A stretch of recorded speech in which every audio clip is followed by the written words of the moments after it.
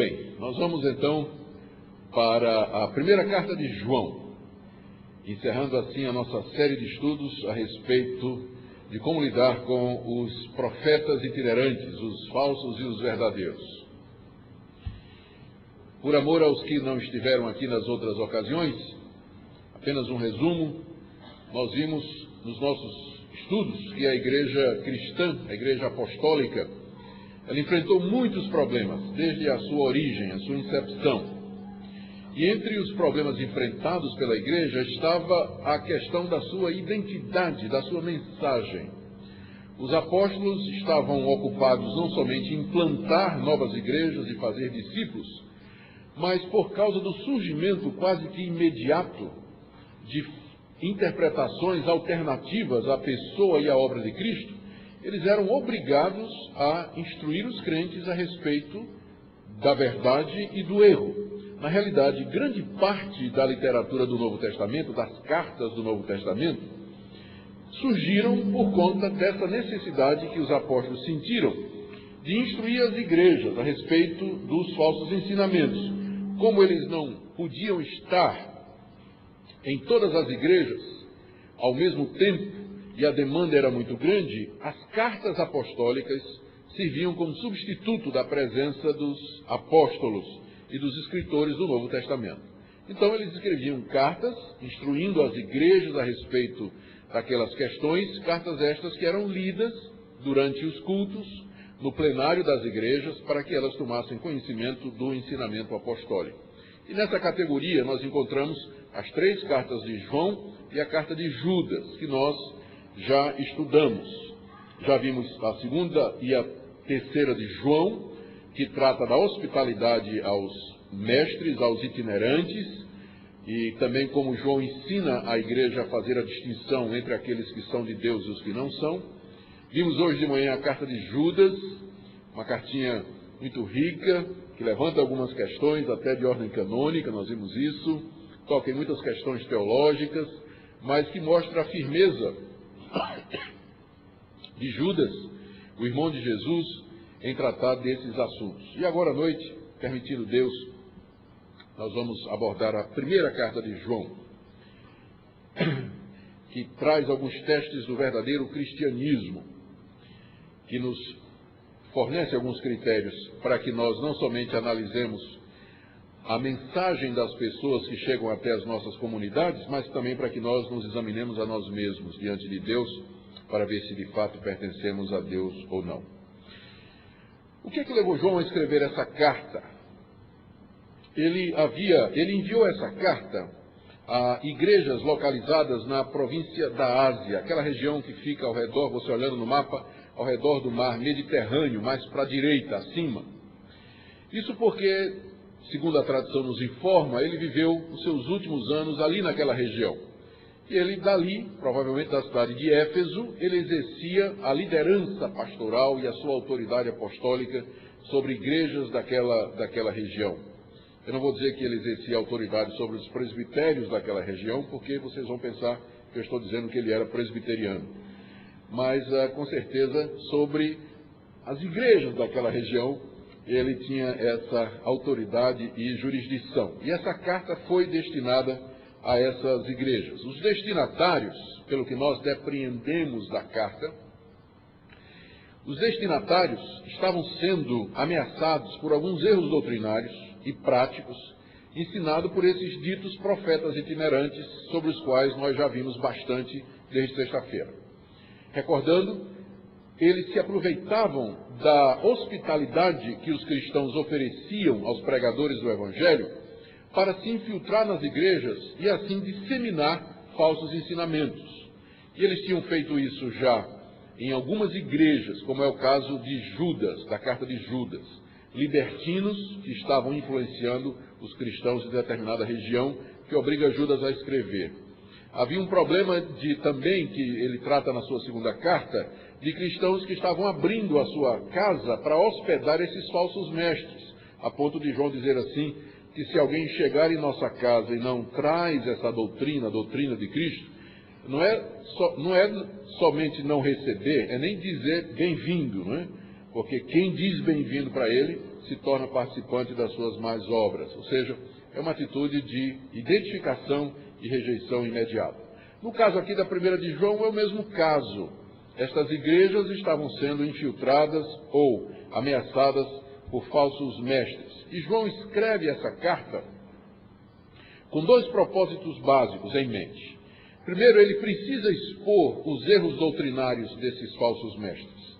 Embora os cristãos, por definição, eles tenham algum discernimento da parte de Deus por causa do Espírito que em nós habita e porque nós temos a mente de Cristo, nem sempre a distinção entre o erro e a verdade é fácil de fazer.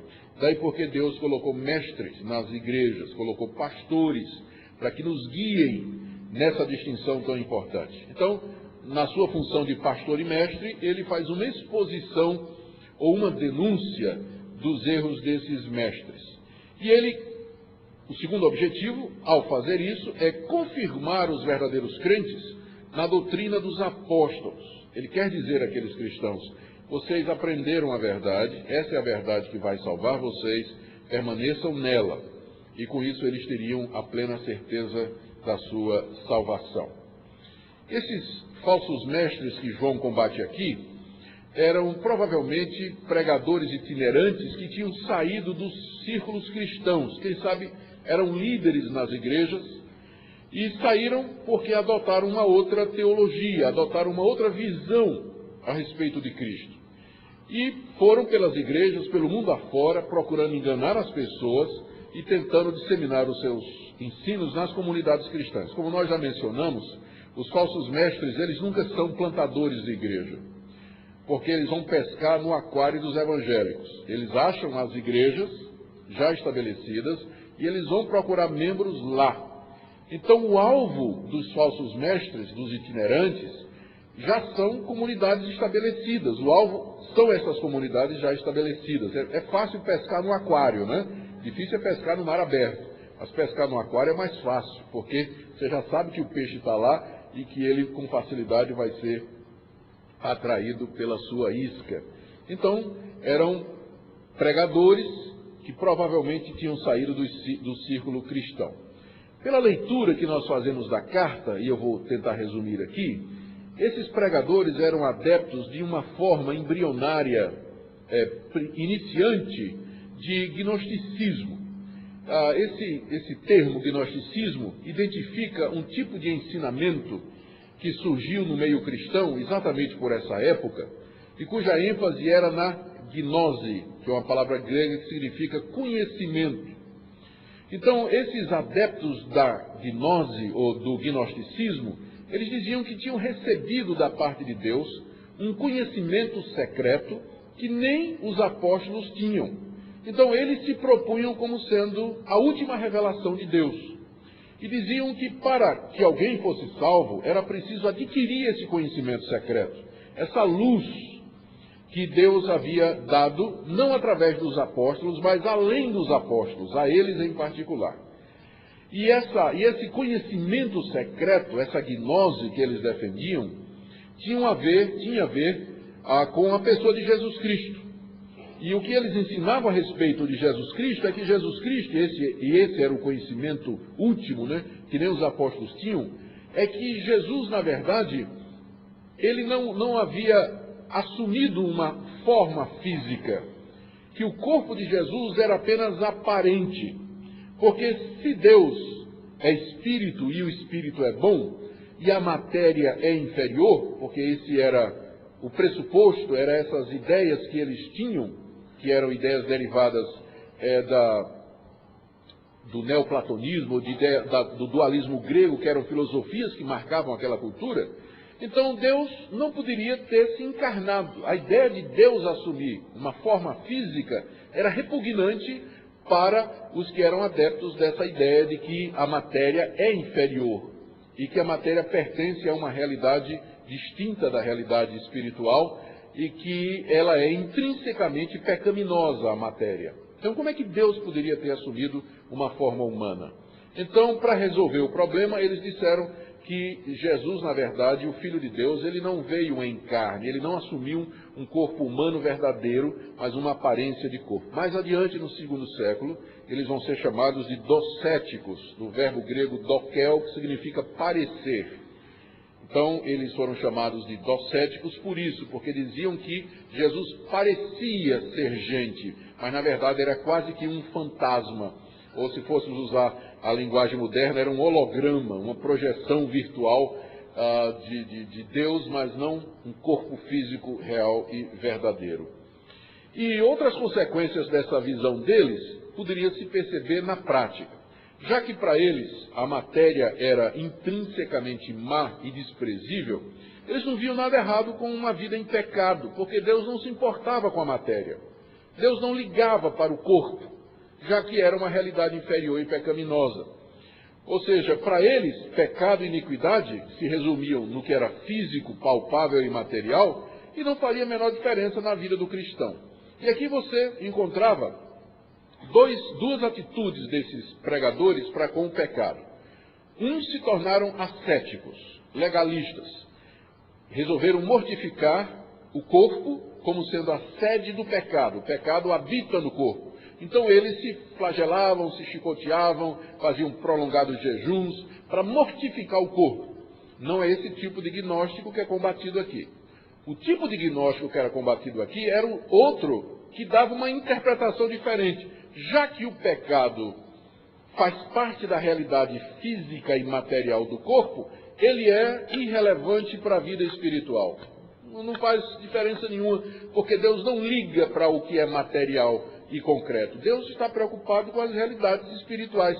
Por isso o crente pode viver de qualquer maneira, que não vai fazer diferença. E aqui você encontra a raiz do pensamento libertino que nós já vimos lá em Judas, hoje de manhã.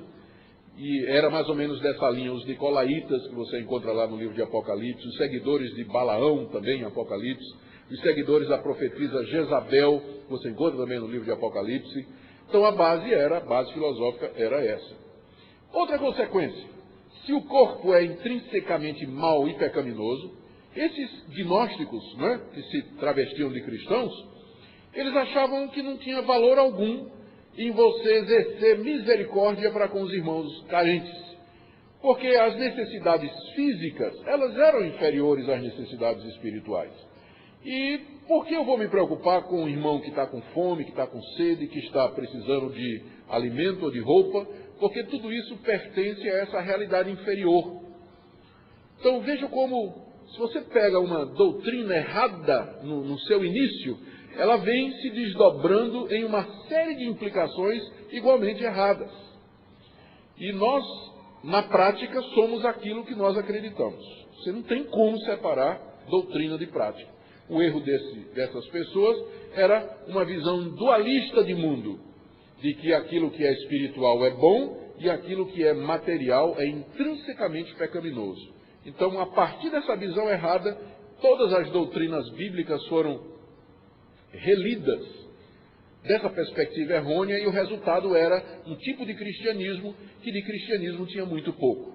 A igreja lutou muito contra esses gnósticos. A batalha entrou pelo século II, só no século III é que então a igreja, através dos seus concílios e de grandes pregadores e publicações, é que a igreja começou a se livrar dessas ideias que se pegaram no início da igreja a vida dos cristãos. E, é claro, quando João escreveu essa carta, o gnosticismo ainda não estava plenamente desenvolvido, mas estava no seu começo. Estava na sua forma embrionária, e essas ideias já estavam lá. Então, era esse o tipo de heresia que João está combatendo aqui. A gente pensa que é uma coisa que está no passado, mas essas ideias, elas aparecem sempre na história da igreja, Na Idade Medieval, por exemplo, onde é que vocês pensam que veio a ideia de que para você ser santo ou especial você tinha que se retirar para um mosteiro, se separar do mundo, não podia casar, a doutrina os padres têm que ser celibatários, a Virgem Maria não podia ter tido relações sexuais depois que teve Jesus. Então são ideias que ficaram voltando dentro do cristianismo, e a raiz é essa percepção errada a respeito da realidade. Até hoje nós encontramos essa visão dicotômica no meio evangélico, quando os crentes fazem uma separação entre o que é sagrado e o que é secular, entre o que é espiritual e o que não é espiritual. Eu me lembro uma vez que eu estava num encontro de pastores, e aí o preletor, ele fez o seguinte teste com os pastores. Ele distribuiu uma folhinha de papel e pediu para nós ticarmos na opção correta. Jogar bola, jogar futebol. Aí estava escrito assim, espiritual ou mundano. Ir para a praia, espiritual ou mundano. Ir ao culto no domingo, espiritual ou mundano. Para que nós marcássemos. É claro que a resposta certa, a não ser para a pergunta, você torce pelo Corinthians, que era tudo espiritual, não é? Só aquela que era mundano. Mas o resto você tinha que ticar que era tudo espiritual. Ir para a praia, jogar bola, sair para comer fora com seus amigos, assistir ou ouvir uma boa música, tudo é espiritual. Não tem essa distinção, porque quer comais, bebais ou façais outra coisa qualquer, fazei tudo para a glória de Deus. E esse congresso ele se tornou inesquecível para mim, quando eu vi um pastor, teve uma hora lá que as esposas estavam presentes também, e aí o preletor disse o seguinte: eu quero que cada pastor aqui se levante e faça um elogio para a sua esposa. E diga o que é que você gosta na sua esposa. Ele estava exatamente explorando essa questão do que é mundano e do... Aí os pastores levantaram. Eu amo a minha esposa porque ela toca órgão na igreja. Nada mais espiritual do que isso. Eu amo a minha esposa porque ela cuida bem dos meus filhos, né? Eu amo a minha esposa porque tal. Só tinha essas qualificações espirituais. De repente se levanta um pastor, que já está na glória, já faleceu. Ele diz o seguinte: eu amo a minha esposa porque ela não ronca de noite. E eu olhei e disse, eu acho que ele tem mais razão do que todos os outros. Eu, por exemplo, eu não durmo com ninguém roncando ao meu lado. Uma das grandes bênçãos da minha esposa é que ela não ronca de noite, né? Então, eu não sei se ela vai dizer a mesma coisa de mim, mas é um privilégio você ter uma esposa que não ronca. É uma coisa mais mundana do que essa, mas na verdade não é? Então, muitos dos problemas nossos, eles vêm exatamente dessa visão errada de realidade que os gnósticos tinham. E João, então, escreve para combatê-los nesse ponto. O método de João nessa carta, o método que ele emprega para lidar com esse problema, é colocar alguns testes do que é o verdadeiro cristianismo, alguns critérios do que é o verdadeiro cristianismo. E, é claro, os testes que João coloca, eles não são os únicos. Ele usa esses três em particular, que são o teste de uma vida santa, o teste do amor ao irmão e o teste da verdade, porque estas eram as coisas que precisavam ser destacadas naquele contexto. O Novo Testamento coloca outros testes de ortodoxia, outros testes de verdade. Mas no caso particular daquela falsa doutrina, esses eram os testes que contavam, eram os testes relevantes. Ou seja, como é que eu sei a diferença? Que critério eu uso para saber se um pregador, de fato, ele vem de Deus ou não? Primeiro, é a questão da vida santa, é o teste moral.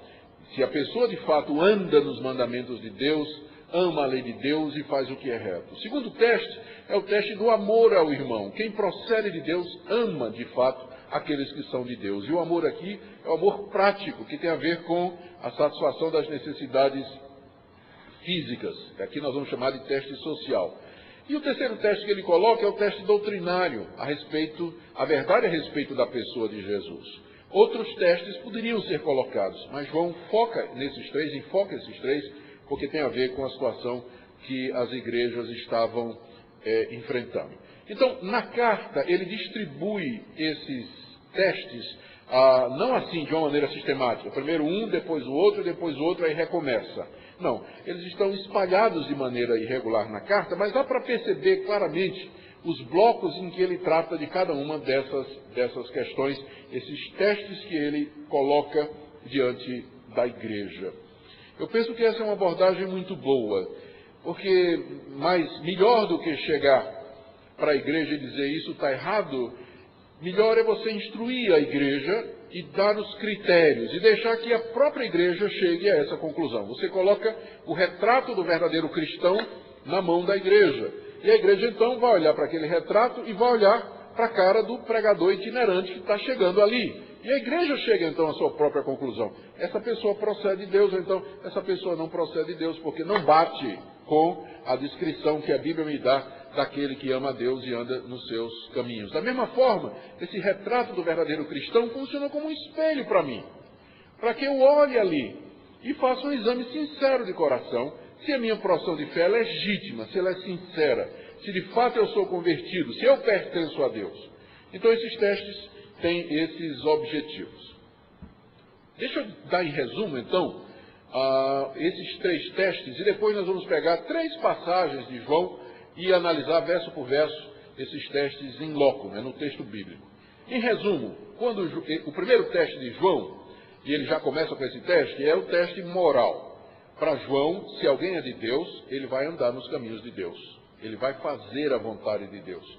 Vai guardar os mandamentos de Deus. É importante que a pessoa professe que é crente. Mas essa profissão de fé só faz sentido se for acompanhada por uma atitude, por um determinado comportamento. Então, aqui no capítulo 1, de 5 a 10, João diz que quem vive nas trevas, no pecado, não tem verdadeira comunhão com Deus, ainda que afirme o contrário. Depois, aí no capítulo 2, de 3 a 6, ele diz que a marca de quem conhece a Cristo é o desejo de guardar os seus mandamentos. Como é que eu sei que eu conheço a Jesus? A resposta é que eu tenho vontade de andar nos mandamentos de Jesus. Ele diz que se alguém ama a Deus, ele não pode amar o mundo. E se alguém ama o mundo, esse amor ao mundo exclui o amor a Deus. As duas coisas são incompatíveis. Então, quando você encontra uma pessoa que ama o mundo, ali você não vê os sinais do verdadeiro cristianismo. Ao contrário, ali você pode ter uma falsa profissão de fé. Ele diz no capítulo 3, de 7 a 10, que quem vive na prática do pecado não permanece em Cristo e, na verdade, é filho do diabo. Quem vive pecando não é filho de Deus, mas é filho do diabo, porque o diabo peca desde o início. E quem é nascido de Deus não pode viver pecando, porque a semente de Deus permanece nele. Em resumo, João nos lembra que Cristo veio ao mundo não somente para trazer o perdão de pecados, mas também libertação do poder do pecado. Quem tem um, ou seja, quem tem o perdão dos pecados, necessariamente tem o outro, ainda que isso seja um processo que dure a vida toda. Mas a prova que João apresenta de que alguém foi perdoado, de que alguém é de Deus, é que essa pessoa não vive na prática do pecado. Note que ele não diz que essa pessoa não vive, não peca. Ele não diz isso. Ele está dizendo que essa pessoa não vive pecando, não vive habitualmente no pecado.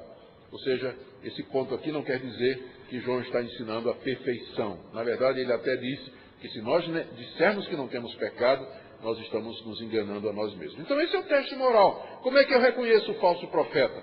Eu reconheço o falso profeta pelo fruto dele, pela conduta dele, pela atitude dele, pelo comportamento dele. Como é que eu conheço um falso irmão? Como é que eu sei se eu sou crente de verdade? A resposta é o teste moral.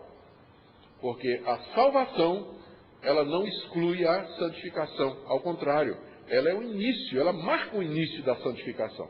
Se não há santidade na minha vida, se não há santificação, eu não tenho como dizer ou alegar que eu de fato conheço a Deus. O teste social, que é o teste do amor, vai na mesma direção.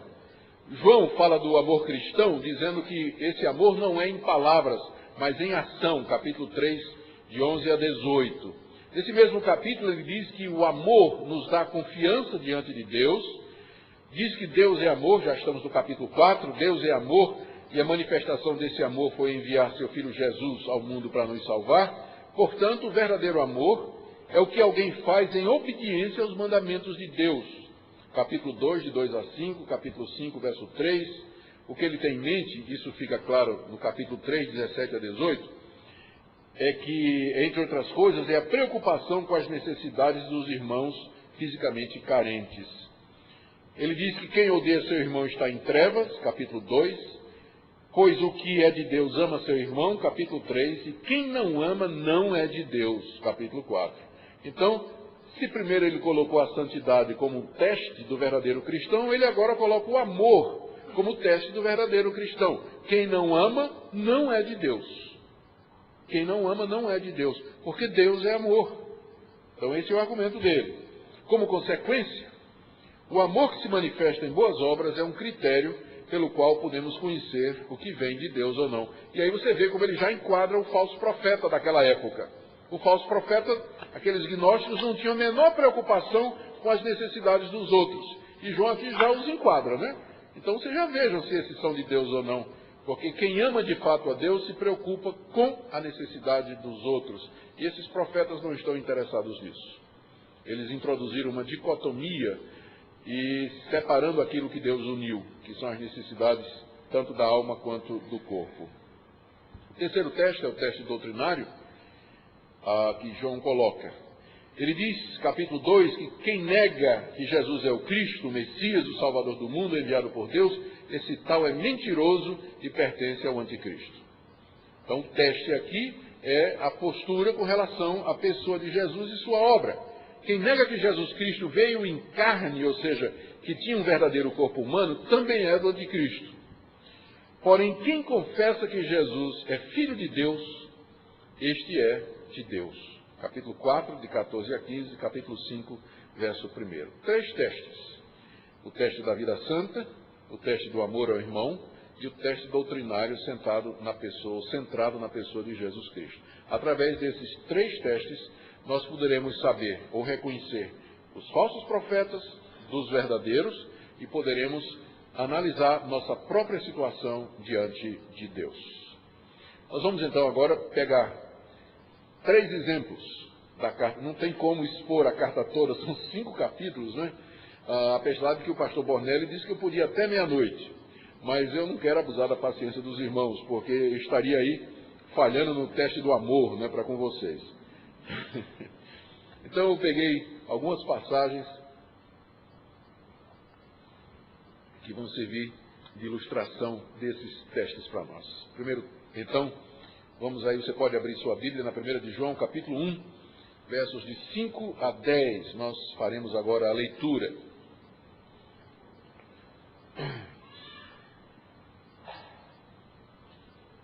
Aqui.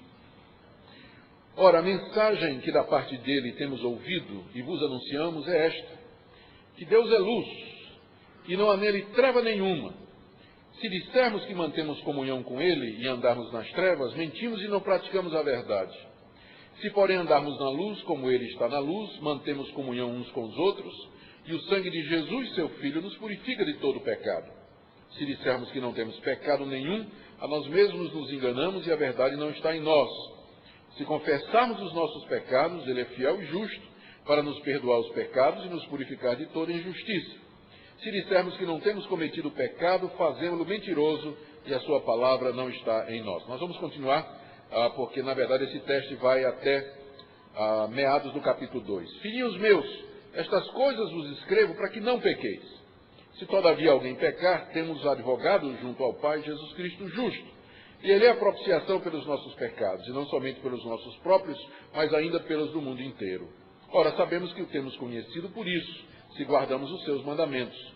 Aquele que diz, eu o conheço e não guarda os seus mandamentos, é mentiroso, e nele não está a verdade. Aquele, entretanto, que guarda a sua palavra, nele verdadeiramente tem sido aperfeiçoado o amor de Deus, e nisso sabemos que estamos nele. Aquele que diz que permanece nele, esse deve também andar assim como ele andou. Então, esse bloco aqui, essa perícope, ela trata do teste, ela coloca um teste moral, é um teste de conduta diante dos cristãos. E começa com essa declaração aqui no verso 5. João começa dizendo, nós recebemos uma mensagem da parte de Deus. E essa mensagem é que Deus é luz.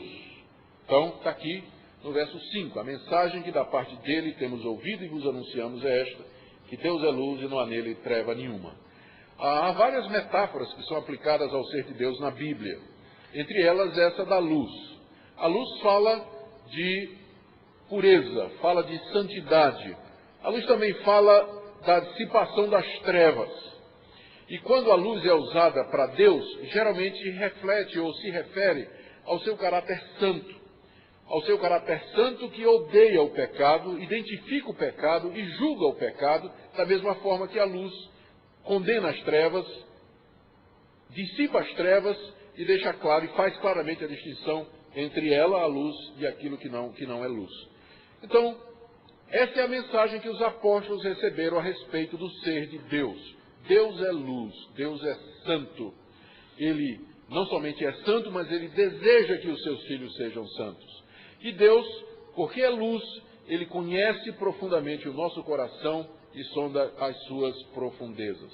Daí então, vem algumas implicações dessa mensagem. Se Deus é luz, qual é a implicação então para quem vive nas trevas? Verso 6, veja só. Se dissermos que mantemos comunhão com Deus e andarmos nas trevas, mentimos e não praticamos a verdade. Aqui está o teste moral. Deus é luz. Quem diz que tem comunhão com Deus, mas vive nas trevas, o que é que essa pessoa é? É mentirosa. Ela pode dizer o que ela quiser. Eu sou crente, fiz profissão de fé, fui batizado na igreja, sou filho de crente, já li todas as teologias. Não adianta. Deus é luz. E quem diz que tem comunhão com Deus e vive na prática do pecado, que é isso que significa viver em trevas, é mentiroso. Então aí você já tem o teste para saber se você é crente e se aquele profeta é crente também. Ele pode dizer o que ele quiser. Ele pode dizer que tem uma gnose da parte de Deus, tem um conhecimento da parte de Deus. Mas se ele vive em trevas, a verdade é que ele não conhece a Deus. E se Deus é luz, qual é o impacto disso para quem então vive na luz? Para os que andam conforme a vontade de Deus. Está aqui no verso 7. Se, porém, em contraste, nós andarmos na luz, andar na luz não significa ser perfeito, mas andar diante da santidade de Deus. Expostos diante de Deus, para que Ele nos sonde, para que Ele nos ilumine, para que Ele nos diga a verdade a nosso respeito. Se nós andarmos na luz, como Deus está na luz, aos efeitos. Primeiro, nós mantemos comunhão uns com os outros. Não tem como existir comunhão entre os cristãos se não houver transparência, verdade e sinceridade. Porque senão o que existe é falsidade. A base da comunhão entre os crentes é o fato de que nós andamos na luz. Quando nós chegamos diante de Deus, andamos diante da luz de Deus e somos purificados dos nossos pecados, nós podemos ter comunhão verdadeira com os irmãos. Mas quando existe mentira, falsidade, calúnia, desconfiança entre os irmãos, não pode haver comunhão verdadeira. Só pode haver comunhão verdadeira se nós todos resolvermos andar na luz e abrir o coração diante de Deus. O primeiro efeito, quando nós andamos na luz, expostos diante de Deus, é que nós temos comunhão uns com os outros e o sangue de Jesus, seu Filho, nos purifica de todo pecado. O sangue só vai onde a luz já foi. O sangue só vai onde a luz já foi. Se nós não chegamos diante de Deus, diante da luz, abertos diante de Deus, como é que temos a expectativa da purificação dos nossos pecados? A condição que João coloca aqui, para que sejamos purificados dos nossos pecados, é que nós andemos na luz. Como eu disse, andar na luz não significa ser perfeito, porque senão João não teria falado de purificação de pecados. Mas andar na luz significa se expor diante de Deus, chegar para a luz. Eu me lembro de um episódio na formatura da Minga, minha esposa, quando ela estava se formando lá na Universidade Federal de Pernambuco. Eu estava lá na formatura. E eu estava feliz da vida, né? A minha princesa estava lá recebendo o canudo de fisioterapeuta. Eu feliz lá no meio do público. E muita gente da alta sociedade lá de Recife. Era uma festa, né? No tempo em que essas coisas aconteciam, que era uma festa. Então tinha muita gente, aquelas senhoras, todas muito bem vestidas e tal. E estava sendo filmado, né? A televisão estava lá. E tinha um cameraman com aquela câmera, naquele tempo pesava 1 tonelada, né? Aquela câmera, o cara segurando assim, e mais dois segurando 2 holofotes, né? Para colocar a luz assim. E eu percebi uma coisa curiosa, as senhoras que estavam assim ao meu lado, estavam tudo vendo. De repente, os caras viraram a câmera e aqueles 2 holofotes em cima das senhoras, aí na hora... Enquanto elas estavam ali na penumbra do auditório, os defeitos da maquiagem, do cabelo, não apareceriam. Mas na hora que o foco de luz veio sobre elas, elas sabiam que os defeitos seriam expostos, né? É isso que é andar na luz. Porque quando nós andamos na penumbra do nosso dia a dia, da vida diária, nós não percebemos as sujeiras e as impurezas que se acumulam na nossa vida. Mas quando nós chegamos diante da luz da santidade de Deus, as nossas iniquidades ficam claras. E aí então que Deus pode purificá-las, porque Ele coloca o dedo exatamente nessas impurezas e nesses pecados. É por isso que eu disse, o sangue só vai onde a luz for primeiro. Como é que você espera purificação de pecados, renovação, avivamento, vida cheia do Espírito e até comunhão com os irmãos, se você anda em trevas, o coração endurecido, o coração fechado para Deus? Não há a menor expectativa, portanto, de vida espiritual, onde não existe essa disposição. E aqui está, mais uma vez, o teste do verdadeiro cristianismo. Veja também esse primeiro teste aqui moral é com relação à comunhão com Deus e com os irmãos. Mas veja a atitude correta para com o pecado, que João fala em seguida. Se Deus é luz, o que nós somos se nós negarmos que temos pecado? Ele diz aqui no verso 8. Se dissermos que não temos pecado, imagine você diante da luz de Deus. Se dissermos que não temos pecado nenhum, a nós mesmos nos enganamos e a verdade não está em nós. Era isso que aqueles mestres diziam. Era isso que aqueles gnósticos ensinavam.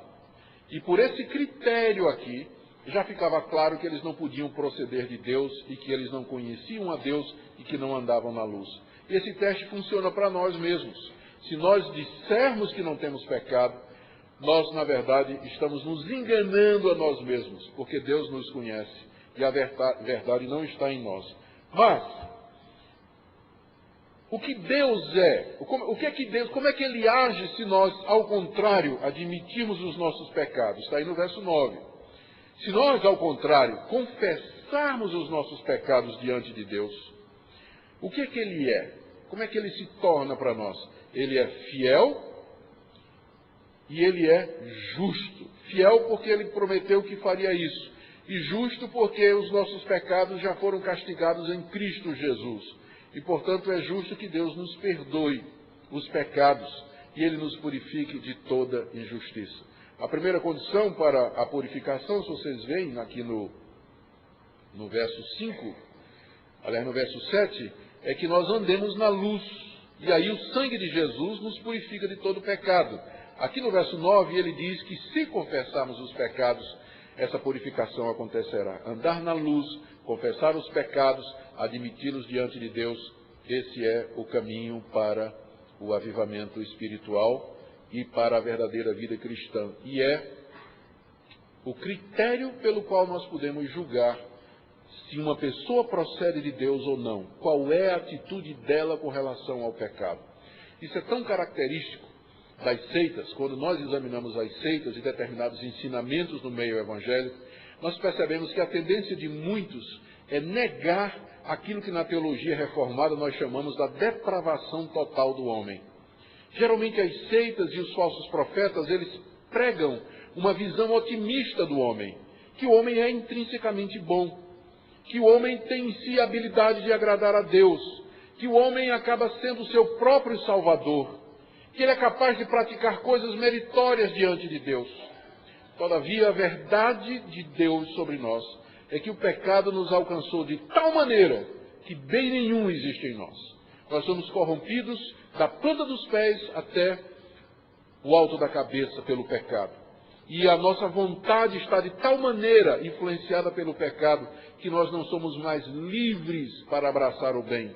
Se não for a graça de Deus, se não for a sua iluminação, nós estamos irremediavelmente perdidos. Daí esse esse teste que João coloca aqui, do que é que as pessoas pensam a respeito do pecado e da sua posição diante de Deus. Terminando então essa parte, ele diz aqui que se dissermos que não temos cometido pecado, nós fazemos de Deus um mentiroso, porque Deus diz na Bíblia que nós temos cometido pecado. Deus diz na Bíblia, não há um justo, nenhum sequer, não há ninguém que faça o bem. Se eu digo que eu não cometo pecado, que eu não tenho ofendido a Deus, eu estou fazendo de Deus mentiroso e a sua palavra não está em nós. Então veja aqui como João coloca esses testes para que nós saibamos fazer a distinção entre a verdade e o erro. Esse primeiro teste, ele vem do fato de que Deus é luz, Deus é santo. Se nós temos comunhão com Deus, nós vamos saber a verdade a respeito de nós, que nós somos pecadores, nós vamos estar diante de Deus pedindo a purificação dos nossos pecados, nós vamos ter uma atitude de humildade e de quebrantamento diante de Deus, porque nós estamos vendo quem nós somos. Onde existe a arrogância, a vaidade e o orgulho, ali há falta da luz de Deus. Ali há falta do perdão e da purificação que são prometidos quando nós nos humilhamos diante do Senhor. Ainda dentro do teste moral, João, no capítulo 2, fala de Jesus como nosso advogado.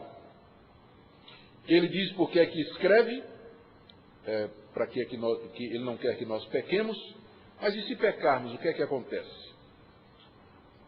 E aí é que entra Jesus como Salvador.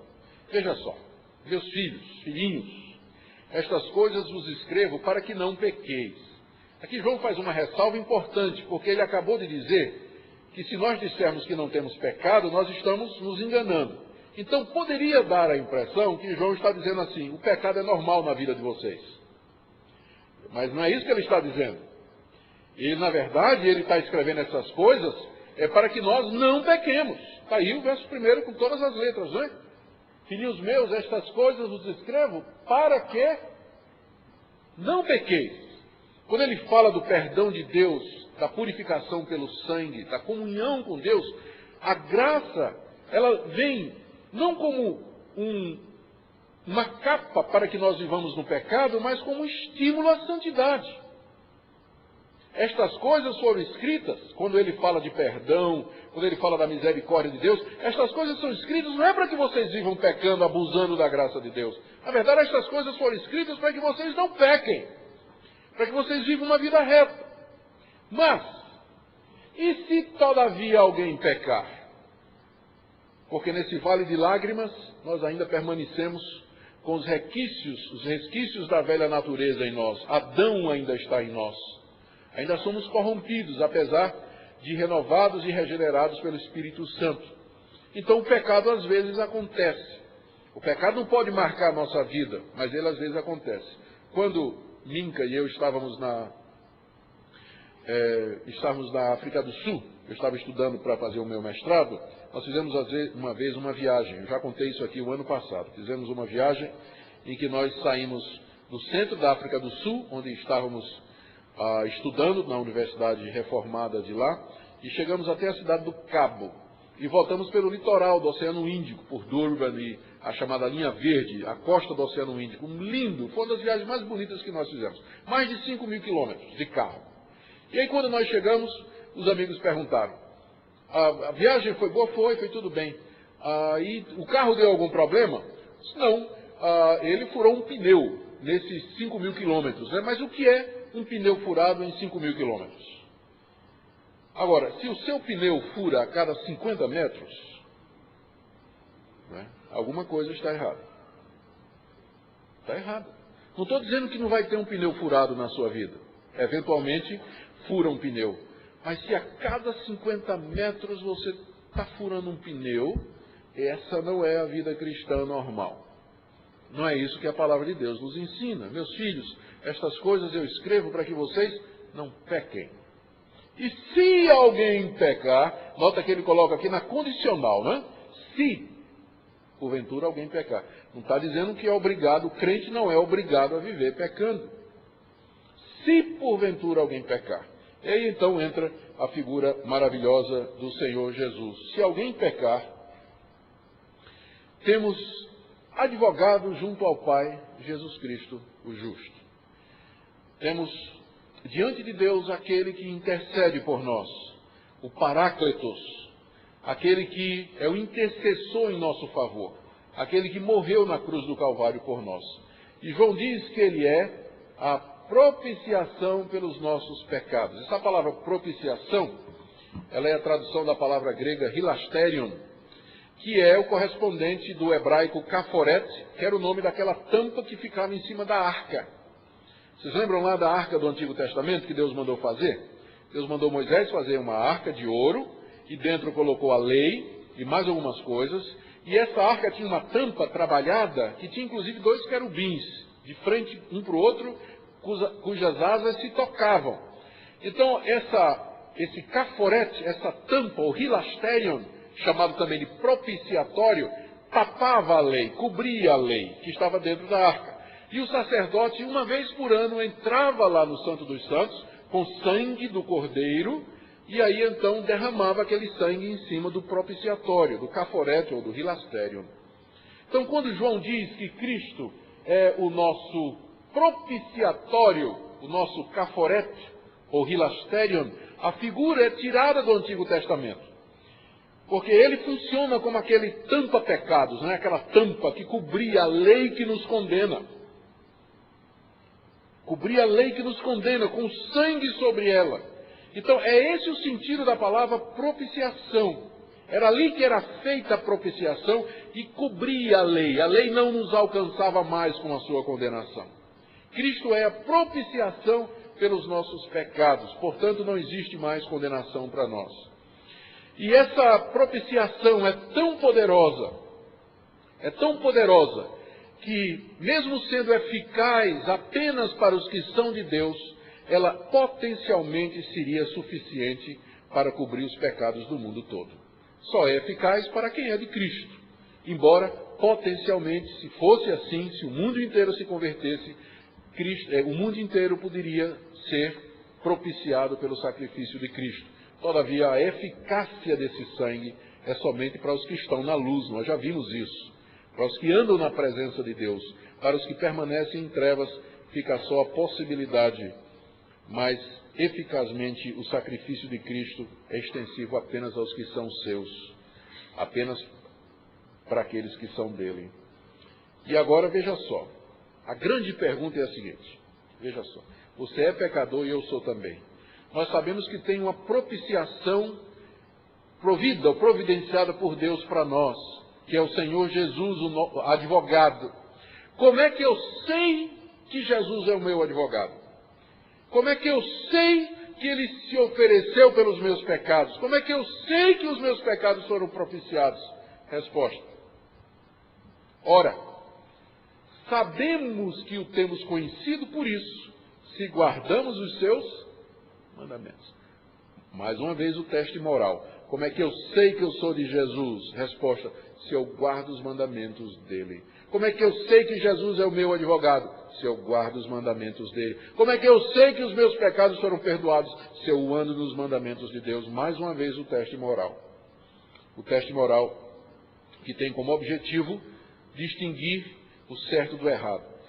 E aí, verso 4. Aquele que diz assim: eu conheço a Cristo, que morreu na cruz pelos meus pecados, mas não guarda os seus mandamentos, o que é que ele é? Mais uma vez, mentiroso, e nele não está a verdade. Entretanto, aquele que guarda a palavra de Cristo, nele verdadeiramente tem sido aperfeiçoado o amor de Deus. Nisso sabemos que estamos nele. Como é que eu sei que eu estou em Deus e que eu estou em Cristo? Resposta: se eu guardo os seus mandamentos. Se eu ando na retidão de Deus, se eu tenho prazer nas coisas de Deus, se eu quero fazer a vontade de Deus, se eu me chego para a luz, e eu vivo diante de Deus, e não nas trevas, aí eu sei que eu sou um daqueles por quem Cristo morreu. Aí eu sei que na cruz ele fez propiciação pelos meus pecados. E aí vem o chamado de João a coerência. Aquele que diz que permanece em Cristo, esse também deve andar como ele andou. Você diz que é de Cristo? Então ande como ele andou. Esse é o teste moral. Resumindo e fechando, então, esse teste. O objetivo desse critério que João coloca era levar os crentes a refletir sobre sua própria vida e ter a certeza da salvação, e não jogar ninguém no desespero. Visava também dar um critério pelo qual discernir entre os verdadeiros e os falsos profetas. O ponto é esse: nós somos salvos pela graça, pela fé, mas essa salvação se manifesta em uma vida santa. Resumindo, Deus é luz. Se eu digo que eu conheço a Deus, e eu tenho comunhão com Deus, eu vou andar na luz e não nas trevas. Cristo é propiciação pelos meus pecados. Como é que eu sei que eu o conheço? Como é que eu sei que estou nele? Se eu ando nos seus mandamentos. Então esse é o teste que nós colocamos aqui diante de nós. Aí como é que fica o não julgueis, né, para que não sejais julgados? Porque às vezes as pessoas vêm, mas pastor, a Bíblia proíbe o julgamento, né? Como é que eu vou julgar? Diz assim, até não julgueis para que não sejais julgados. Bom, gente, lembra daquela passagem que Jesus diz isso? Lá em Mateus 7, não julgueis para que não sejais julgados, porque com a mesma medida que julgardes também vos medirão a vós, lembra? O que é que vem logo em seguida? Não deis aos porcos o que é santo, nem jogueis, aliás, não deis aos cães o que é santo, nem jogueis as vossas pérolas aos porcos. Como é que eu posso cumprir esse mandamento de não jogar as coisas santas aos porcos e aos cães, se eu não julgar? Eu preciso saber quem é porco e quem é cão, para que eu possa obedecer. Não tenho que saber quem é porco e quem é cão, para que eu possa obedecer esse mandamento? Então é óbvio que Jesus não está se contradizendo. O que ele está proibindo é o juízo temerário, o juízo hipócrita. Por que é que você vê a trave no olho do seu irmão e não vê, aliás, um cisco no olho do seu irmão e não vê a trave que está no seu olho? É esse tipo de julgamento que a Bíblia proíbe, o julgamento temerário e hipócrita. Mas avaliar a conduta dos outros à luz da palavra de Deus, com o objetivo não de condená-los, mas de aprender como eu devo me comportar com relação a eles, isso é bíblico. A Bíblia nos chama a fazer isso.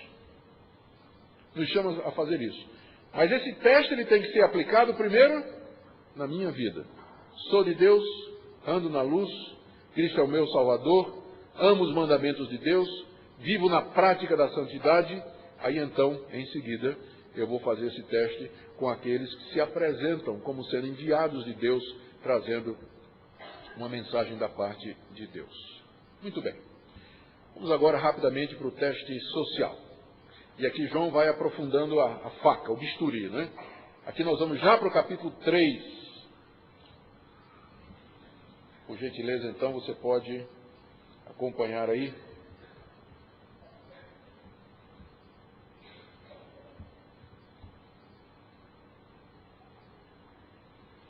Primeiro de João 3, de 11 a 22. Vamos ler. A mensagem que ouvistes desde o princípio é esta, que nos amemos uns aos outros, não segundo Caim, que era do maligno e assassinou seu irmão. E por que o assassinou? Porque as suas obras eram más e as de seus irmãos e as de seu irmão justas. Irmãos, não vos maravilheis se o mundo vos odeia. Nós sabemos que já passamos da morte para a vida, porque amamos os irmãos. Aquele que não ama permanece na morte. Todo aquele que odeia seu irmão é assassino. Ora, vós sabeis que todo assassino não tem a vida eterna permanente em si. Nisto conhecemos o amor, que Cristo deu a sua vida por nós, e devemos dar nossa vida pelos irmãos. Ora, aquele que possui recursos desse mundo, e vir a seu irmão padecer necessidade e fechar-lhe o seu coração, como pode permanecer nele o amor de Deus? Filhinhos, não amemos de palavra nem de língua, mas de fato e de verdade. E nisto conheceremos que somos da verdade, bem como perante ele tranquilizaremos o nosso coração. Pois se o nosso coração nos acusar, certamente Deus é maior do que o nosso coração e conhece todas as coisas. Amados, se o coração não nos acusar, temos confiança diante de Deus. E aquilo que pedimos, dele recebemos, porque guardamos os seus mandamentos e fazemos diante dele o que lhe é agradável. Aqui está o teste do amor. Aqui está o teste do amor. Vejamos como João conduz. Primeiro ele faz uma comparação entre Caim e Jesus. Ele fala da mensagem do amor. Em seguida ele fala de Caim e das implicações do exemplo de ódio de Caim. E depois de Cristo e das implicações do exemplo de amor de Cristo para todos nós. Vamos então para a comparação entre Caim e Jesus. Estamos agora falando do teste do amor. Ele começa dizendo, no verso 11, da mesma forma como ele começou o teste moral, dizendo que, colocando uma declaração, Deus é luz, ele começa o teste social de amor, colocando também uma declaração, que devemos nos amar uns aos outros. A mensagem que nós ouvimos era que Deus é luz, e aí vem as implicações. E aqui ele diz, a mensagem que ouvistes, desde o princípio é esta, que nos amemos uns aos outros. Então esses testes que João coloca, eles são testes que partem de quem Deus é e do que Deus deseja para nós. Deus é luz, por isso tem o teste moral. E Deus mandou que nós nos amássemos uns aos outros. Daí vem o teste do amor, para saber quem é de Deus ou não. E aí ele coloca o exemplo de Caim, negativamente. Aí a partir do verso 12. Amemos uns aos outros, mas não amar segundo Caim. Caim era do maligno. Caim era de Satanás e assassinou a seu irmão. E por que o assassinou? Porque as suas obras eram más e a de seu irmão justas. Aqui nós temos o caso, o primeiro assassinato, o fratricídio, da história conhecida, é quando Caim mata o seu irmão Abel. A história é bastante conhecida e aqui João nos explica que Caim fez o que fez, primeiro porque era do maligno, não era de Deus, e segundo porque as obras que ele fazia eram más e as obras de seu irmão eram justas. Como se aí Caim fosse movido por um sentimento de ódio contra aquilo que é bom. Ele odiava seu irmão Abel porque Abel fazia o que era reto, fazia o que era certo. E Caim então se enche de ódio contra o seu irmão Abel e o matou, da mesma forma que o mal sempre procura destruir aquilo que é bom. Por isso que João diz aí no verso 13, irmãos, não vos maravilheis se o mundo vos odeia. Da mesma forma que Caim odiou Abel, que era de Deus, o mundo também nos odeia. E nos odeia às vezes sem razão nenhuma, a não ser o fato de que nós somos de Deus. Não tem nada para nos odiar. Os cristãos geralmente são pessoas de bem, que fazem o que é reto, procuram viver uma vida reta, praticar o que é correto, mostram amor aos outros, entretanto são odiados pelo mundo. É nesse sentido, talvez, que a gente entenda um pouco do ódio que o movimento ativista gay tem demonstrado contra as igrejas evangélicas. Por quê? Porque os cristãos têm uma posição muito clara a respeito da sexualidade, do que é certo e do que é errado. E tem sido objeto do ódio, E da mesma forma que existe, eles dizem homofobia, existe a heterofobia. Então esses heterofóbicos, eles odeiam mesmo quem é heterossexual. E particularmente os evangélicos. Têm sido alvos constantes de manifestação de ódio, de preconceito por parte de quem pensa diferente de nós. Não vos maravilheis se o mundo vos odeia. Da mesma forma que Caim odiou seu irmão, o mundo também nos odeia. E aí, nós temos, baseados na história de Caim, esse teste aqui. Como é que eu sei que eu já passei da morte para a vida? Como é que eu sei que a graça de Deus me alcançou, eu fui perdoado dos meus pecados e que eu tenho a vida eterna? João nos dá a resposta aqui. Nós sabemos que passamos da morte para a vida porque amamos os... Aqui o teste.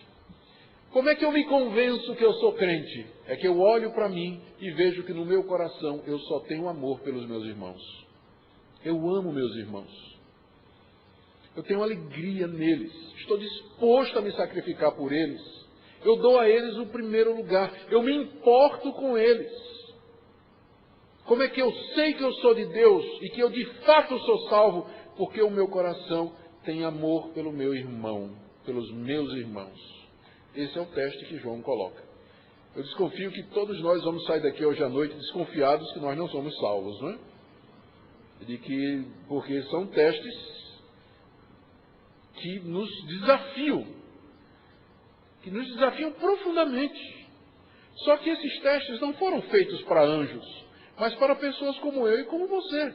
São testes reais que Deus colocou e testes sobre os quais Deus tem uma expectativa realista a nosso respeito com relação a isso. Então, como é que eu sei que eu passei da morte para a vida? porque amo o meu irmão. E aí vem o oposto, né? Aquele que não ama permanece na morte. Aquele que não ama seu irmão permanece na morte. Ou seja, eu sei que eu estou perdido, apesar de toda a minha religiosidade, quando o meu coração abriga falta de amor ou ódio, como ele diz aqui em seguida, né? Ódio pelo irmão. Todo aquele que odeia seu irmão é assassino. Ora, e vós sabeis que todo assassino não tem a vida eterna permanente em si. Veja que João equipara a falta de amor aos irmãos como sendo ódio e assassinato. E aqui nós não precisamos puxar de uma arma para nos tornarmos assassinos. A falta de amor já é considerado na Bíblia como quebra do mandamento que diz: não matarás. A falta de amor. Então, às vezes as pessoas dizem assim: eu não amo, mas também não odeio. Se não ama, odeia. Porque o ódio que a Bíblia fala aqui não é um ódio ativo que leva você a pular no pescoço do irmão e esganá-lo. Mas é a falta de amor. Aí já é ódio. Não tem isso. Não amo, mas não odeio, como se tivesse uma neutralidade. Se não ama, odeia em termos bíblicos. Não tem isso de indiferente, né? Não tem isso de indiferente. E aqui, João passa a explicar que tipo de amor ele se refere. E aqui ele usa agora o exemplo de Cristo em contraste com o exemplo de Caim. Em contrário a Caim, Cristo, verso 16, deu a sua vida por nós. Caim tirou a vida do seu irmão. Cristo deu a sua vida por nós. Então, a implicação do exemplo de Cristo é essa. Verso 16, que devemos dar a nossa vida pelos irmãos. É nisso que consiste o amor. Verso 16, nisto conhecemos o amor. O amor a que João se refere é o amor exemplificado na pessoa de Cristo, que é o nosso modelo e referencial. Ele deu a sua vida por nós. Não seria a primeira vez na Bíblia que o sacrifício de Cristo é colocado como exemplo para nós. Efésios 5, por exemplo, diz: maridos, amai a vossa mulher como Cristo amou a igreja e se entregou por ela. Então, o exemplo de Cristo na cruz, o seu amor sacrificial, é apresentado na Bíblia como um modelo de amor para os cristãos.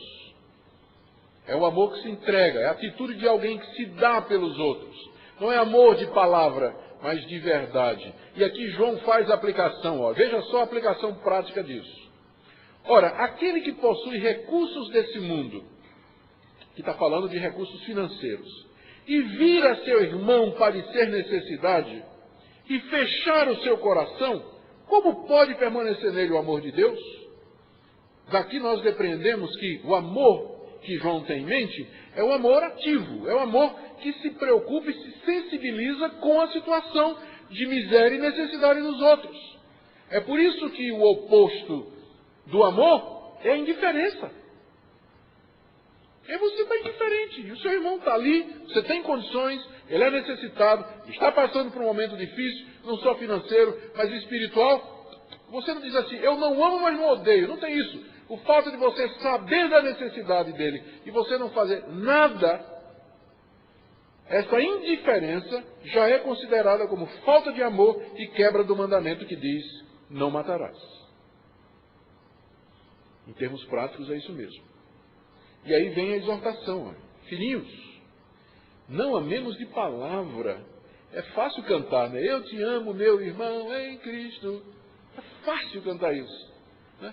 Mas não amemos de palavra, nem de língua, mas de fato e de verdade. Talvez agora, hoje à noite, nesse momento, você possa estar lembrando de ocasiões em que você deixou de amar, você foi indiferente para com irmãos em Cristo. Não estou falando nem da caridade com as pessoas lá fora, mas estou falando da caridade e do amor dentro da igreja.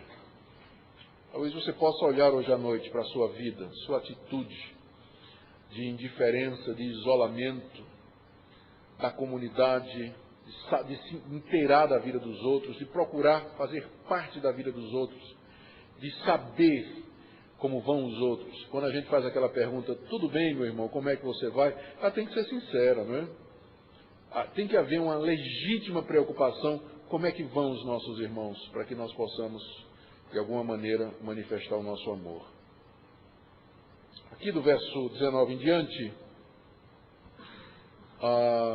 nós temos o verdadeiro amor e os seus benefícios. João vai falar dos seguintes benefícios quando nós amamos. Nós conhecemos que somos da verdade, nos tranquilizamos diante de Deus, temos confiança diante de Deus e respostas à oração. Veja como o amor faz bem a nós e aos outros. Então, depois dele definir o amor, ele diz aí, e nisso, no amor aos irmãos, conheceremos que somos da verdade. Como é que eu conheço que eu sou da verdade? Como é que eu sei que eu sou de Deus? Resposta, quando eu amo os meus irmãos, quando eu tenho interesse pelos irmãos, quando eu me envolvo com a vida deles, quando meu coração está aberto para eles. Então, aí eu sei que eu sou da verdade. Essa é a primeira coisa. Segundo benefício, bem como, verso 19, perante ele, perante Deus, tranquilizaremos o nosso coração. Como é que eu tranquilizo o meu coração que bate assustado na expectativa do dia de juízo, quando Deus vai julgar todas as pessoas, diante da perspectiva do juízo eterno? Como é que eu me tranquilizo de que eu faço parte dos eleitos de Deus, que eu faço parte daqueles por quem Cristo morreu na cruz, por quem derramou o seu sangue? Como é que eu me tranquilizo diante de Deus? Não é me lembrando que eu sou membro dessa igreja, não é me lembrando que eu sei a teologia calvinista toda de cor, não é me tranquilizando diante que eu frequento todos os cultos e atividades da igreja, não. É que eu amo os meus irmãos. Existe amor no meu coração, um amor que só Deus poderia ter colocado. E aí eu tranquilizo o meu coração diante de Deus, esse coração inquieto que às vezes bate incerto com relação a Deus, né? Se Deus de fato me aceitou, se eu pertenço a Deus, como é que eu tranquilizo o meu coração diante de Deus? Quando eu olho para a minha vida e vejo que existe amor. Que de fato a minha vida está aberta para os outros. Talvez aqui é o momento do script em que você para e pergunta a si mesmo, quem agora, nesse momento, o Espírito de Deus está me mostrando no coração que eu tenho raiva, que eu tenho uma mágoa, com quem eu não falo, com quem eu não quero ver? Esse é o momento em que você deveria estar fazendo isso. Porque como é que você pode tranquilizar o seu coração diante de Deus? Aqui entram as palavras de Jesus, você chega para trazer a sua oferta e você ali lembra que seu irmão tem alguma coisa contra ti. Deixa diante do altar a oferta, vai se reconciliar com seu irmão, depois vem e faz a oferta. O amor nos traz essa tranquilidade. E veja só, outra coisa, ainda, tranquilidade, confiança. Se o nosso coração nos acusar, às vezes a consciência, o coração nos acusa dos nossos pecados, certamente Deus é maior do que o nosso coração e conhece todas as coisas. Ele é quem tem o conhecimento final do nosso estado e nós nos entregamos a Ele. Amados, se o coração não nos acusar, nós temos confiança diante de Deus. E de que maneira o coração não nos acusa? É quando nós o tranquilizamos com a consciência do amor aos irmãos. Então não só tranquilidade, mas confiança diante de Deus. E a última coisa, o último benefício. De aquilo que pedimos, dele recebemos, porque guardamos os seus mandamentos e fazemos diante dele o que lhe é agradável. Talvez você anda se perguntando por que suas orações não são respondidas. Talvez aqui na tela esteja a resposta. Talvez aqui na tela esteja a resposta. Por que as suas orações não são respondidas? A condição que é colocada aqui, há várias condições para que Deus responda a oração na Bíblia. Uma delas é essa. É que nós guardemos os seus mandamentos, façamos diante dele o que é agradável, e no contexto isso se refere a amar os irmãos. Então estes são os benefícios do amor. E este é o teste do amor que João coloca diante de nós. Ou seja, ele tinha como objetivo dar um critério prático para que os crentes avaliassem a procedência dos novos mestres. Ao mesmo tempo, João deseja dar-lhes um critério para verificar se eles mesmos eram de Deus. O ponto é esse: a salvação é pela fé, pela graça, mas ela se evidencia pelo amor aos irmãos. Aqui nesse ponto, Tiago é insuperável. A fé sem obras, ela é morta. Morta. A fé sem obras é como o espírito, é como o corpo morto sem espírito. Vamos correndo para o teste doutrinário, não é? 1 João 4, de 1 a 6. Esse é curtinho, mas não menos importante.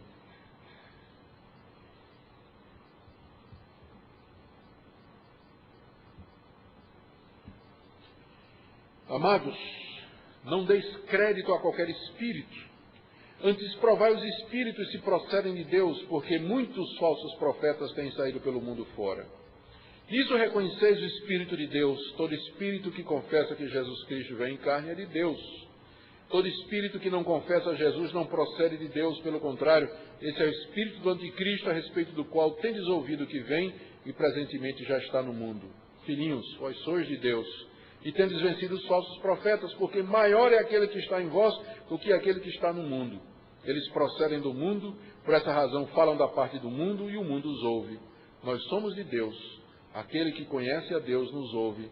Aquele que não é da parte de Deus não nos ouve. Nisto reconhecemos o espírito da verdade e o espírito do erro. Note que ele termina esse bloco com a mesma afirmação que já fez com relação ao teste moral e o teste do amor. Nisto conhecemos. É através disso que nós faremos a distinção da verdade e do erro. Vamos então dar uma olhadinha nessa passagem, concluindo o nosso estudo nessa noite. Testando os espíritos. Nós temos aqui então uma ordem que ele nos dá para que nós testemos os espíritos, se eles procedem de Deus. E o teste para reconhecermos o espírito do erro e o Espírito Santo é a confissão correta a respeito de Jesus. Ele fala que a segurança do crente é essa confissão a respeito da verdade de Cristo, e explica a razão do sucesso dos falsos mestres, que eles falam do mundo e o mundo os ouve, e então ele coloca a obediência ao ensinamento dos apóstolos como teste dos espíritos da verdade e do erro. Então vamos lá, primeiro, essa ordem para testarmos os espíritos. Amados, não deis crédito a qualquer espírito. A palavra espírito aqui, ela pode significar um monte de coisa, mas eu prefiro a interpretação que se refere ao espírito humano. As pessoas, quando falam, elas falam movidas por algum espírito, não é verdade? O crente fala movido pelo Espírito de Deus. O falso profeta, ele fala movido pelo espírito do erro. Então nós somos chamados a discernir qual é o espírito que está por detrás da mensagem. O que é que anima os pregadores? O que é que os impulsiona? O que é que os capacita? Por um lado, os homens de Deus, os pregadores de Deus, eles são movidos pelo Espírito Santo. O falso profeta é movido pelo espírito do erro, ou espírito do anticristo, ou por algum espírito imundo, ou por Satanás. Então, a Bíblia nos chama a testar os espíritos. Quem é que está movendo as pessoas? Os falsos profetas. E aí o teste é esse. Provai. Primeiro, não acredite em todo mundo que chega com discurso religioso. Porque ele pode estar sendo movido por um outro espírito que não o de Deus. Por isso, não deis crédito a qualquer espírito. Não seja ingênuo. Os crentes são o povo mais ingênuo do mundo. Se chega alguém dizendo, teve uma visão, uma revelação, ressuscitou um morto, que curou não sei quantos e tudo mais, os crentes ficam todos entusiasmados e já dão um púlpito para o cidadão falar. Não é verdade? Somos muito credos. É porque nós tememos a Deus, eu sei. Nós tememos a Deus e ficamos com medo de entristecer o Espírito Santo. Mas não entristecemos o Espírito Santo quando nós submetemos os discursos e as manifestações ao critério da palavra de Deus. É o próprio Deus que manda que façamos isso. Nós entristecemos a Deus quando nós engolimos estas coisas sem exercer qualquer critério ou discernimento, porque nós estamos contribuindo para o avanço do erro. Amados, não deis crédito a qualquer espírito. Não vão logo de cara acreditando. O crente, por um lado, ele deve receber as coisas de Deus com fé, mas por outro ele tem que ser cauteloso. Porque a razão é que já muitos falsos profetas têm saído pelo mundo afora. Se no mundo tivesse apenas profetas de Deus, não precisaríamos disso. Mas o mundo está cheio de falso profeta, gente mercenária, que dissimula e engana os irmãos, pensando que a piedade é fonte de lucro. Gente que é inspirada por espíritos malignos, são levados pelo espírito do erro, que ensinam doutrinas que foram elaboradas no mais profundo do inferno, para arrastar as pessoas após elas. Por isso, há necessidade de que nós exerçamos critério, né? Testem se eles procedem de Deus. E qual é o teste, então? De que maneira eu testo? Há vários testes que a Bíblia coloca em termos doutrinários, mas aqui no caso em particular, tinha a ver com a pessoa de Jesus. Nisso reconheceis o Espírito de Deus. Nisso vocês vão ver que a pessoa está falando de fato pelo Espírito de Deus. É quando ele confessa que Jesus Cristo veio em carne. Quando ele afirma a plena humanidade, a plena divindade do nosso Salvador. Quando a doutrina dele sobre a pessoa de Jesus é a doutrina bíblica, é a doutrina correta. A pessoa de Jesus, a sua obra, é a pedra de toque de toda a verdadeira doutrina. É por essa doutrina que nós julgamos todas as coisas. E nós examinamos os profetas. A pergunta que fazemos, deve ser essa. O que é que ele ensina sobre Jesus? O que é que ele crê a respeito de Jesus? Quem é o Senhor Jesus para ele? E é nisso que nós vamos reconhecer se a pessoa procede de Deus ou não. É bem verdade que tem pessoas que confessam que Cristo é o Filho de Deus, confessam a sua encarnação, a sua plena humanidade, mas elas divergem de nós em outros pontos. Esses pontos até podem ser considerados secundários. Se essa pessoa de fato confessa a verdade a respeito de Jesus, eu tenho que dizer, ele é meu irmão. Porque ele confessa a verdade a respeito de Jesus. Como único e suficiente Salvador. Como Deus encarnado que veio ao mundo morrer pelos meus pecados. Que na cruz do Calvário fez a propiciação pelos meus pecados. Se ele confessa isso, é meu irmão. Podemos até divergir sobre outras questões teológicas. Mas com certeza esse ponto nos dá a base para a comunhão, segundo está dito aqui. Se ele confessa isso, ele é de Deus. Agora, por outro lado, se ele não confessa a Jesus, ele não procede de Deus. E tem muita gente que não confessa a Jesus. Tem muita gente que tem ideias estranhas a respeito de Jesus. O mundo está cheio de cristologias equivocadas, distorcidas, que são verdadeiros travestis do verdadeiro ensino bíblico a respeito da figura de Jesus. E o cristão tem que estar alerta para isso. Se alguém não confessa ou professa a doutrina bíblica a respeito da pessoa de Jesus, ele não procede de Deus, pelo contrário. Esse é o espírito do anticristo. É o espírito do erro, da mentira, o qual nós já ouvimos que vem e, na verdade, já está no mundo. O anticristo é a figura escatológica dos últimos tempos, só que os últimos tempos já começaram. Já começaram na época de João. Na época de João, o espírito do anticristo já estava presente, iludindo as pessoas com relação à figura de Jesus. E nós como ficamos diante desses falsos profetas? Aqui João nos dá um conforto. Ele diz, meus irmãos, filhinhos, vós sois de Deus. Que bom ouvir um apóstolo dizer isso, né? Vós sois de Deus. E não só isso, vocês venceram esses falsos profetas. Venceram porque têm a doutrina correta a respeito de Jesus. Vocês venceram porque maior é aquele que está em vós do que aquele que está no mundo. O que é que está em nós? O Espírito Santo, que nos leva a confessar a verdade sobre Cristo. O que é que está no mundo? O espírito do anticristo, o espírito do erro, que ilude as pessoas e as afasta de Deus. Eles procedem do mundo, esses falsos mestres. Por essa razão falam da parte do mundo e o mundo os ouve. Nunca nos impressionemos com as multidões que estão presentes nas seitas, nas heresias e nos movimentos cristãos, que têm ênfases heréticas e contrárias à palavra de Deus, porque estas pessoas falam o que o mundo quer ouvir, por isso o mundo os ouve, o mundo os segue. Crescimento numérico nunca foi o critério final da verdade. Multidões seguindo uma pessoa não são uma prova de que aquela pessoa, ela vem de Deus, porque o mundo ouve os falsos profetas. O mundo vai atrás do falso profeta, porque o falso profeta procede do mundo. Eles são animados pelo mesmo espírito, o espírito do erro.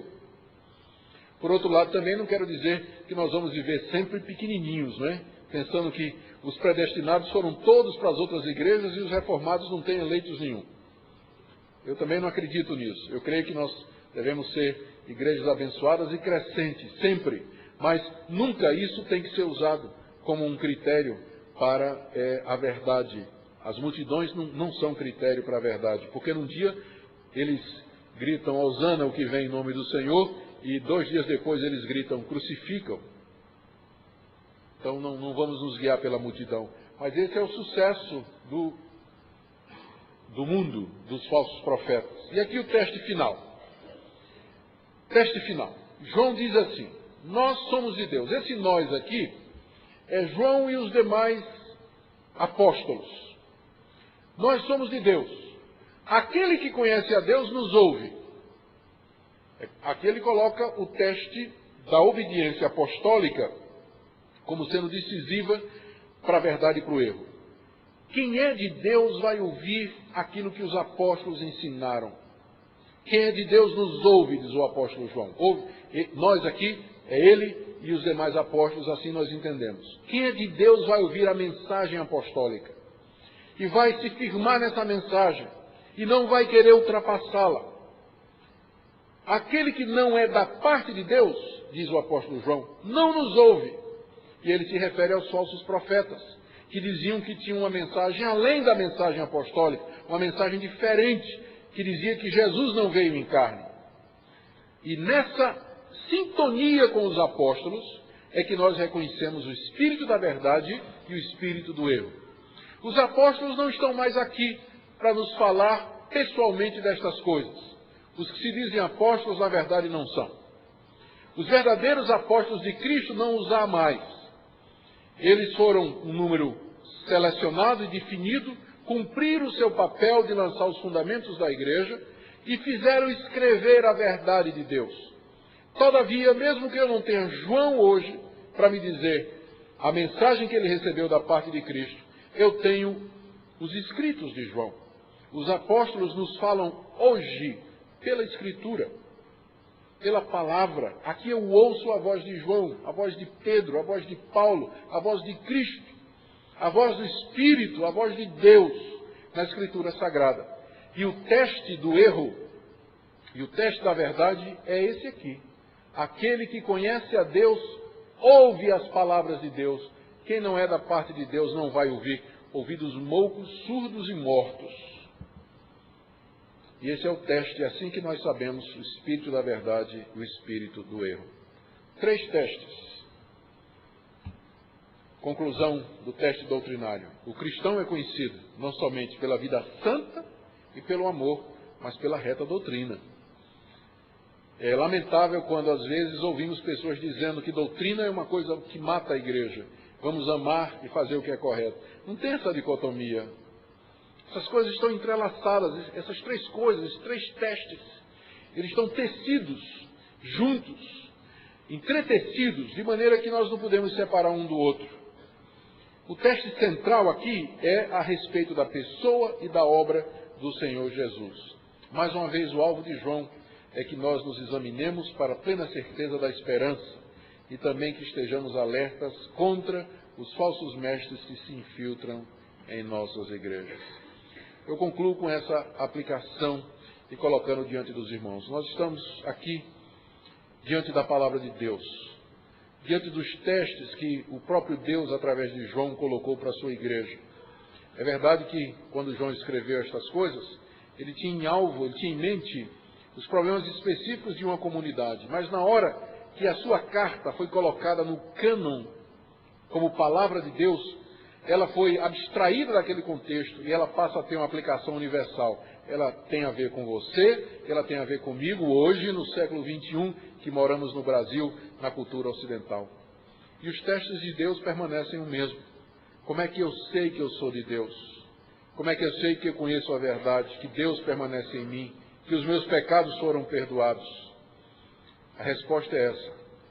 Eu sei que sou de Deus, porque eu confesso a verdade a respeito de Jesus. Eu creio que Jesus Cristo é o Filho de Deus, que Ele tomou a forma humana verdadeira para morrer numa cruz pelos meus pecados, e aí Ele fez uma propiciação perfeita pelos meus pecados, e é somente nisso que eu coloco a minha esperança.